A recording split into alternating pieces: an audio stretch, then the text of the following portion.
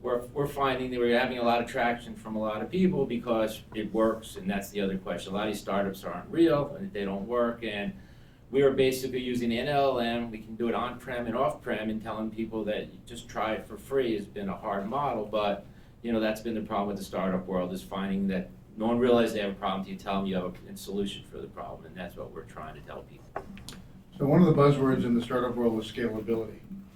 How can growth companies mitigate risks while they scale their business? Don't spend too much money if you don't have a good project plan. And make sure you're feeding the people that need to keep your core clients happy first. And then start building slowly. A lot of people scale up very quickly. They think they need things they don't need. They want to get to where they're going more quickly than the market will allow them, because people are untrustworthy for the most part. When you're facing them and you're about to sell to them and they don't buy, and then you're at risk. So be careful with that. So scaling has been difficult, right? But trust has been where we focus on, building trust with our early stage customers, understanding that what their problems are, our problems are. The cyber thing's been a little bit easier for us because I think we do have a unicorn, but the legal tech AI, where any lawyers here, any CIOs in law firms, they're pretty stupid, so they don't. They have really bad technology positioning, and everyone wants to go to AI and they don't really want to. So that's been really easy for us to gain trust, because I don't really come from a legal tech background, so selling an AI has been easy because we do have a toaster. But being able to scale comes with understanding that if you apply good policies, procedures, framework around that, and you follow that, even though most of our founders just wanted to run and grow quickly and not have that framework, follow that framework and it'll be easier to scale and grow as long as you either have sales or funding, and one or the other will help. Just, I think, have a solid framework and a plan. I'm a vertical guy, so I usually find one guy in the vertical that can make it work, try it, test it, use it, and then we sell it to everyone else. So instead of trying to sell the world and fail, you got to find one good customer and make it work first. And that's what I'm doing now, is we find different key opinion leaders, let them use it, let it work, and then we go try to sell it to everyone else. Okay. Next question is really more on governance and risk. How should governance, regulation, and compliance factor into decision-making for regulated companies? Let me start with that. I worked on Wall Street, so that was my number one world, was compliance, the sheriff, getting past that. And basically, we built it for compliance from the beginning, because when you work at a bank or a hedge fund, the sheriff rules everything. So coming from that background, basically, we started from the beginning, how are we going to get past the sheriff, how are we going to get compliance? And since that's the hardest thing, not selling it, that's what we started from the beginning, was getting past the compliance was our first thing, is how are we going to get this approved. So if you don't start from the beginning, people don't understand that you're going to fail. If the client likes it, but then the sheriff says no, you have no business. Yeah, I think we had a great talk around some of the compliance aspects earlier and the frameworks. But to echo Mike's point, compliance is your friend, always. So as a recovering CIO or CISO, compliance is your tool, but so as a DoD contractor, it was a little bit worse than SOX compliance. You had to do 24-hour reporting before 4-day reporting it, or was it 4 days still, Charles? So we had to report in 24 hours, and compliance is a very big deal. So especially when you're training a model, and you're training a model for lawyers, who also lawyers work with tons of public companies. It's a nonstop, constant evolving ecosystem, and our cyber platform is actually locking data down, so we actually help with compliance. So it's something we talk about every single day. And our cyber company is the first thing we hit, because we are working with a lot of DoD contractors and SOX compliance. And our AI company, if we're not compliant, we're going to get sued by our customers who don't have to pay for lawyers. So it's a really, really big deal for both of our companies. We're screwed if we don't. So I'm curious, I'm a CCO over at ArcStone Securities, and I worked in compliance for many, many years. My background is securities on corporate law. I'm curious as to, Mike, for example, how do you manage the relationship with compliance folks, particularly the C-suite, and like, what's the aura of diplomacy like? I'm a data vendor, so most hedge funds don't like their data to go off-prem. So we had to build a solution that we had to bring it to them. So we have to install it on their servers and make sure none of the data leaves, and basically all their knowledge never leaves. Most people, you can go in the cloud and no one cares because they have crappy data systems and the world's a mess. So the problem is everyone's internal data is so bad right now that guys can't even find what's on their servers. Certain companies, they merge so many times that they can't combine all the data because it's a mess. So we're just going in and fixing one little problem and one little solution and showing them that we can find your data, we can give you the data you need, external data, that you don't have to be hooked up to anything anymore, and it's just outside your system. And most people live in email, and you can't find your email, and we fixed that problem. So that's what we're working on, is just personalized data solutions with what you have. And it sounds easy, but getting people to let you put something on their server to use their data is a problem. So that's what we're trying to do, bring it internally or externally. We can do both. How are you guys managing those compliance relationships, and what's that like in terms of the interface, diplomacy, perhaps a different skill set required? So it is, listen, you have to be friends with everybody. You can't make any enemies, especially with an auditor. An auditor comes in and you try to bribe them with food, it's never going to work, right? They're just, there's always lunch included in audit, and depending on the type of audit you have, you have to have all the information there, and you have to be smart in there. So you hire smart, you bring smart people in, you have your audit notes there, you give them everything they want, and it's not only about full disclosure, it's trying to have everything available. You're not going to win if you're not prepared.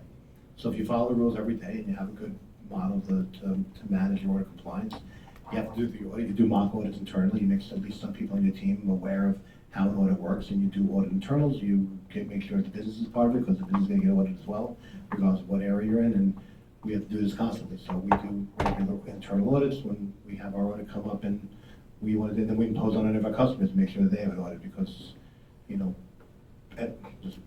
the only way to do it. Just be on top of it. Once you get audited and you fail, it's going to be really hard to either get funding from that or find out what your next steps are, and I don't want that on my record. So just be honest and on top of it. Yeah, I try to make sure I stay, when I was working with compliance, when I'm building projects, stay together with compliance. They become a key stakeholder in the things you do. If it's an external compliance, it's like everything else. They need something to talk about, so you have to leave something out there to become the mission, and then you have to close that issue out. So everyone has a structure to work with, but you can't be against the compliance. You can't be against the auditor. That's the only thing I agree. Next question is, what are you seeing as the greatest opportunities for growth companies in certain industry verticals, and why? Let me start with that. We have 3 guys in a garage that started an AI company, which can do more than guys have been working on for like 10 years. So the barriers to entry is not very hard if you have friends now, but tell them what else in the world it is. So barriers to entry are hard to raise money, hard to get clients, hard to get started. So I'm going to friends and families and people I know, because I've been doing this a long time, but no one wants to try the new widget. No one wants to be your first customer, so you have to give it away, let people use it, let people try it, and have people take a test run and kick the tires. So it's not easy having a startup company. Yeah, and then once you have revenue, and then you're classified and just going to what your sweet spot is. Let's call it a $50 or $100 million company. You're talking about a couple million to 10 million ARR or something, depending on how you value a firm. It becomes tricky also, because you hire a few folks, and you have to hire the right people who could wear multiple caps, because you can't go hire every single person, can't be from the same position. And you have to hire people that work together, and then you can't run the company in the same way. And then you have to always think about your exit, because these markets turn quickly. Everyone here has last mover advantage. We saw some great things. I mean, Apona has been around for a while, but you know how it is. There's startups that are going to be faster than you and better than you, and it's always like that. These cycles are moving more quickly than they've ever moved before. So don't leave money on the table. If you're a growth company, always know where your strategy is for where you're going to get out, and make sure you stay nimble. Your costs cannot go as high as they used to, because things move more quickly than ever now. So before I did this, I was with a 100-year-old manufacturing company, so I'm relatively new to this space. And these two it's a race, and it's so exciting, and good advice to get out when you can, right? Because we were close to an offer on our first one, and but it's fast and it's hard and there's a lot of competition and we struggle with that every day, right? Which off we're gonna take, what are we gonna do next? You know, how far out is our product roadmap? But there's so much opportunity if you do it right and if you're focused. There are a lot of companies out there that talk about AI and only AI, and I still want to have conversations about blockchain because there's some really great opportunities for blockchain and mixed reality and now leverage with AI. And you know, if you're looking and people are dealing, you know, past AI already, and we're talking about next level stuff already. And there's some cool stuff out there, but if you're focused on what you're doing, you have that toaster, that AI product is going to do something that delivers value, then I say, you know, get in, build something great, and move on to the next thing, and it'll be fun. Yeah. And just enjoy the ride. The last and final question is, what do you anticipate are the leading challenges in the next 3 years for growth companies to plan for? Well, unfortunately, there's a bird flu pandemic going on right now, and the stuff going around with the world is really bad. So everyone should just basically plan on the world coming to an end every day and hope it doesn't happen. So it's keep your head down. Just keep your head down and work. That's the only way it works. Hard work. You know, you got to be out there pounding the table, and it's 24/7, 7 days a week. If you have a startup, there's no 9 to 5. It's like if you believe in what you're doing, people will jump on board, and if they see you're real, nothing's going to stop you if you have people that are convinced that you have something different, you know? And it's either buy it or build it. If people can't buy what you built, they're going to need your product. A lot of people just don't want to build stuff. They're not good at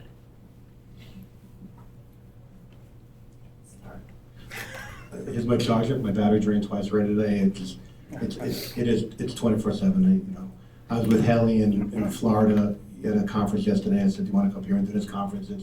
It's nonstop, and I don't know what 3 years looks like. I know where I'm going to be in the next few months.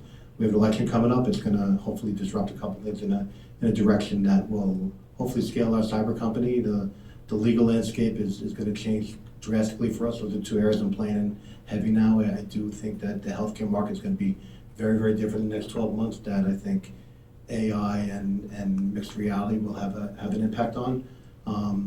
You know, 3 years is a long way away from a technology perspective. If you haven't looked at the Singularity University or the Singularity Engineer, that book, then I don't know how we could look 3 years out, but from the startup realm, what I've seen the last year is a year is pretty safe to make that decision. And with this election and this bird flu, I'm happy to look at the next 3 months. So no other questions on our end. Does anybody have any questions in the audience? I like to throw.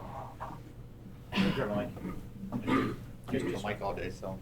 I'd like to throw out a comment, I guess, to all of those companies that are, considered a startup. So I work with, I would say, no less than 54 cyber AI companies today.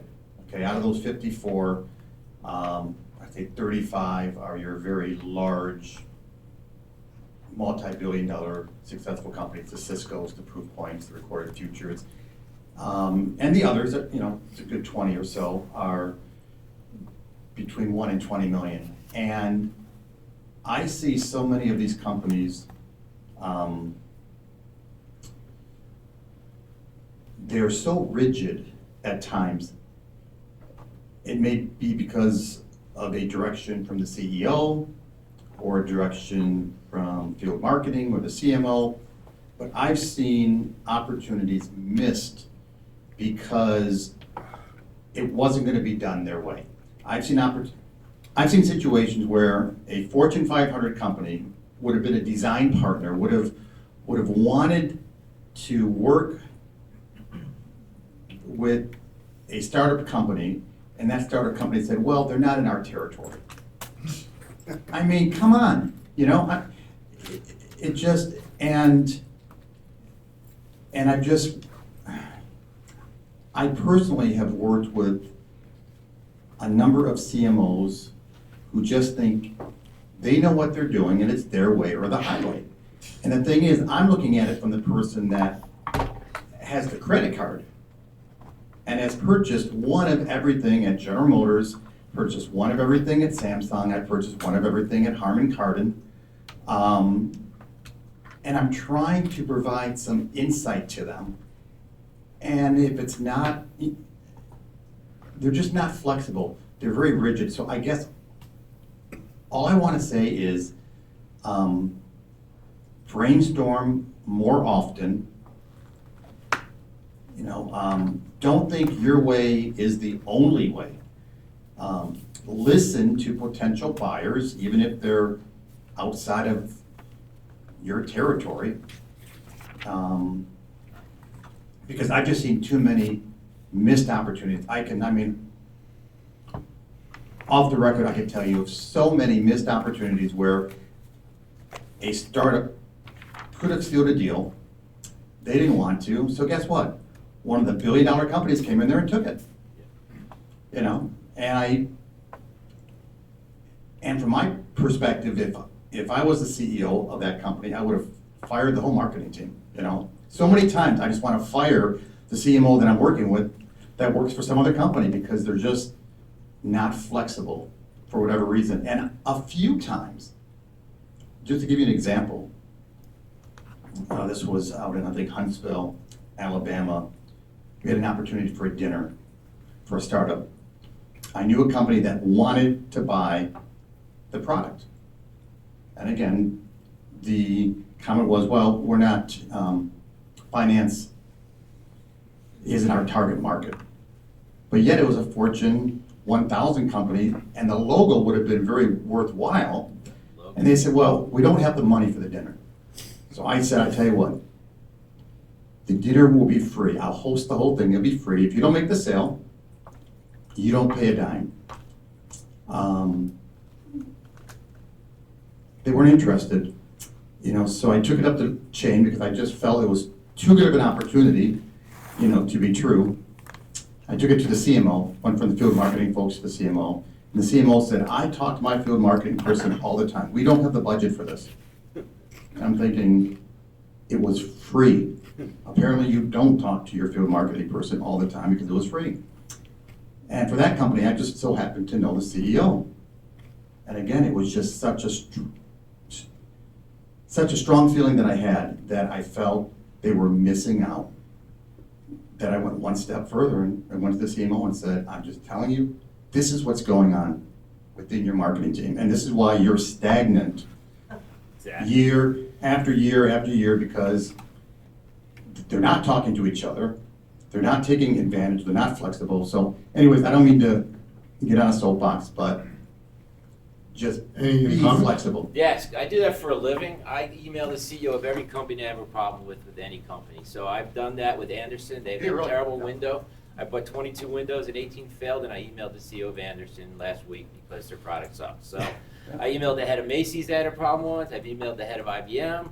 Do it in personal life. You have a problem, they all have a team there to fix the problems now. So anytime you have a problem, just email the CEO of every company. Personal life. Who cares about business? There is a team there now to fix problems that no one looks at. So anytime you pick up the phone, you have somebody at the bottom just there to say no. You call the CEO, there's a team there to say yes. So do that in real life. If you have a problem with the company, just email the damn CEO yourself. It works. I've been doing it my whole life. Everyone thinks I'm crazy. What happened? Did they take the dinner?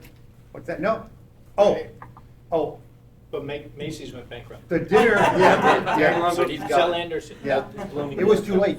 Another company came in and took the dinner. Yeah. Yeah, so they lost that opportunity. Go to the boss. It's his business. Yeah. Do everybody. That's true. Any other questions, comments? Basically, we have a data startup conference in New York where we need to have drinks once a month for free. So if you guys want to be part of our drinking club, we meet at a bar once a month. It's all data startup guys. So if you guys want to come to that, everyone's invited. And you can use my thing for free too if you want. Do you have a QR code we can scan? I'm just kidding. QR code. We're all data scientists. We don't trust that stuff. I'm not, but they Yeah, are. Ben? What's your question? Yeah, so a question around like the startup landscape. So over the years, just kind of watch from the sideline. I see the pendulum swing from one side to the other. So previously, maybe 5 years ago, it was really heavy into products that were attached products. Not to call them like your AWS attached, your Microsoft attached, your attached plays. It was the widgets and plugins. Yep. And it was a quick spin, it was a quick exit. A lot of controls went into place, and then we started seeing more standalone companies, standalone firms, and service-oriented firms. I'm curious what you guys are seeing these days as being more successful. or if there is a trend? Right now, there's no money. I realize that everyone's being cheap and no one wants to spend on their stuff. So if everything's working fine right now, it's really hard to break in as a startup right now because everyone's like, everything's fine. I know I have that problem, but we've dealt with it for so long. Why are we fixing it now? Security is a different thing, but most things, if you're trying to make their business better and more efficient, no one wants to say, that's my job, let's fix that now, or everyone else dealt with it that long. So you have to have one guy at the firm be your guy there, be your angel and say, hey, this really works. So I'm going guerrilla marketing. I'm going to every analyst on Wall Street and having them use it themselves. So if IT looks at all the computer use, they're like, why are all these guys going to this website? So I'm going the back way and just getting every guy and fixing their own problem, not the company problem. So IT will see how come all these guys are using my stuff. So I'm totally going guerrilla on that and just having everyone use it. And that's been my answer. It's just let everyone start using it and let IT figure out who are these guys. Right on. So that's been it's been working. I think that if we think back, like sort of even 10 years, we had an app store mentality, like you might be referencing. Yeah. I have a company, I want to have 100 partnerships, and I want to be on a screen. If we look at it in the data space and we look at some of the stuff that we look at, you've got giant companies who have everything on a screen. But that doesn't matter to anyone anymore, unless it's interoperable, unless it's available immediately, unless it's seamlessly interacting. Because people don't need the introduction anymore, because marketing is everywhere. We're on our phones. Everyone here has been on LinkedIn today. They've been on whatever other apps. They're on their emails. Everything is collecting together, so you don't need another company to get you there, but you have to work with all the companies. So interoperation is really big. Even with AI, I see a massive opportunity right now in the trading space. The trading architecture and vendors that existed, and we talked about electronic trading with a little bit before, a lot of that is antiquated, but they're afraid of technology debt. They're afraid of buying into a technology that in a year will also be obsolete. And so how do you help them understand where they sit in that realm? What is your product? What are you building? How does it fit? What does it look like in 3 years if it goes this way or that way? They want to know that you're thoughtful about these things. And they also want to bring in new things. But like Mike said, everyone's a little tight right now because, look, the labor market is kind of where it is. People can get whacked if they make the wrong decision. So the people you're facing off against, they're taking risk by even talking with you and backing your ideas, right? And so I think we're in a world like that where you have to really understand the realm that you're operating in. I see from sort of both angles, and I mean, the cyber market, I see a lot of money flowing in. I mean, our cyber platform from Securities investing a lot of money into here from a cybersecurity platform. I still think it's saturated. Anyone that wants to build a cybersecurity company, I'd say no, because there's way too much of it. Unless you have a product, any product cybersecurity services company is too much to choose from. Everyone's trying to build an AI company. I see way too much of that. I sit on, and then from a buyer perspective, still being a CIO for our company, and I sit on the Inspire board, the SIM board, the MES board. I hear what all my peers are saying. Everyone can build an app nowadays. Everyone, SAP came out with an app store that they can build an integrated application with SAP. I'm on the Info Aerospace Defense Council, and I see everything, and interoperability is important. Tech that we talk about almost every single month in our groups. I go to the New York City tech startup conferences, and everyone's trying to build their own standalone app. Now, I don't see a lot of things that are going to stand outside of that, but because of the ability to go out on your own and build something while you're working nowadays, because AI is giving you that ability, everyone's going to try to build their own thing while they're working their day job, and they're not going to look for money to start that up. They're going to try to get it on their own while they're doing their day job. And I mean, I like that concept of the economy, but you're right. I don't see money in that, but I do see outside of the cyber thing. I do see that happening for a while. Copilot, I think, is going to be a big failure. Maybe not. But the security part is the ingestion of the data. The fact that everything is getting sucked in by it from a cybersecurity perspective. I'm very, very nervous about what's going to happen. But it's going to be the wild, wild west for a little while. Yeah. Any other questions, comments? No? Well, some very good insights provided by the audience and our panel members. I'd like to thank our panel members for coming on. Appreciate it. Cheers, man. And enjoy the rest of the evening. Thank you. This, Thanks, Ryan. I wanna- Thank you.